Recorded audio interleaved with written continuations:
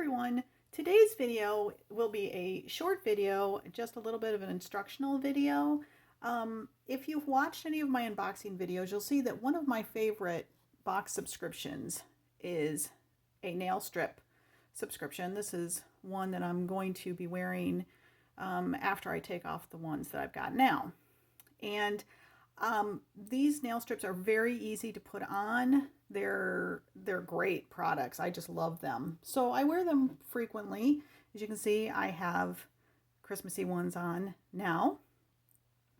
And what I wanted to do with this video was to talk briefly about how to remove them, because I had to do a little research myself.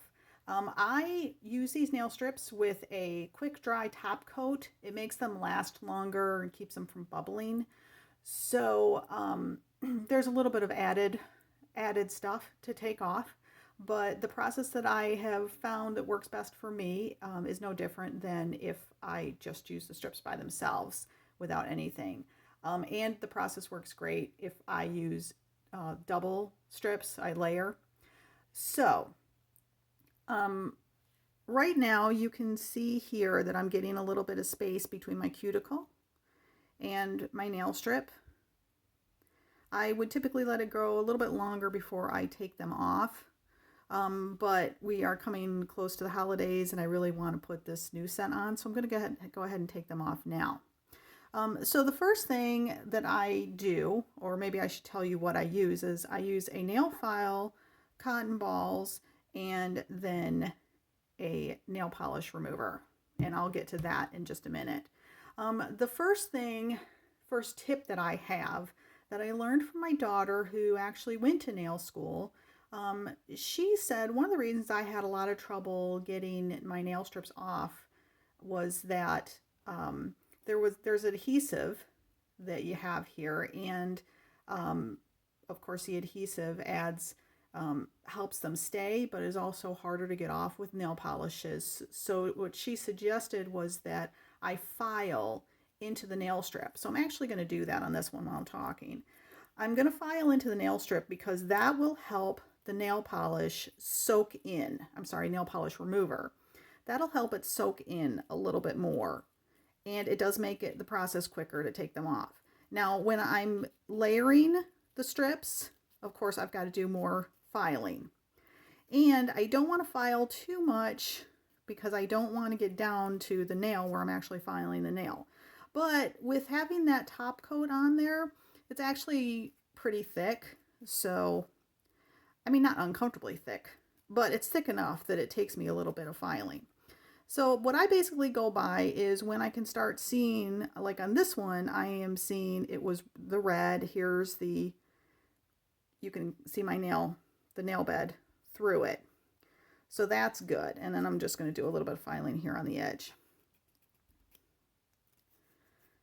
And that's my first tip, is to file the nail strips down at least a little bit so that whatever remover you use will soak into it. Okay. And then the next tip I have, I tried a few things. I've tried acetone nail removal, nail polish removal, non-acetone removers. I've tried wrapping my nails in cotton balls and aluminum foil, which actually worked, but I did find leaving them on too long, it made my skin hot. And with regular nail polish removers, I don't want to have to do a lot of scrubbing, because your nails there are layers on your nails and they will come off, and it's not real healthy for your nails to do that. So I want to do this whole process with this little rubbing and keeping chemicals on my fingers for too long. And this was the one thing that I found was the shortest way of going about it. By the way, I did try the baggie with the little bit of nail polish remover in the bottom, but for me, that process just took too long as well. So, okay, so the next tip I'm going to give you is that out of all the nail polish removers that I tried, and pretty much I wanted to do, I tried store brands. I did try some of the drugstore, like the department style brands. This one here, I'm not affiliated with them at all, but someone mentioned that this worked really good. It's Mineral Fusion. It's a small bottle. It was expensive for me. It was expensive, but I don't go through it very quick. I've had this for a few months now, and you can see I'm really not even halfway through it. But this Mineral Fusion, this is it's an acetone free remover, and this works really well. I actually found this worked better than any of the other acetone or non-acetone removers, and I like that it's acetone free. So this is my next recommendation. If you basically find a really good nail polish remover, and I do recommend this brand. I loved using them.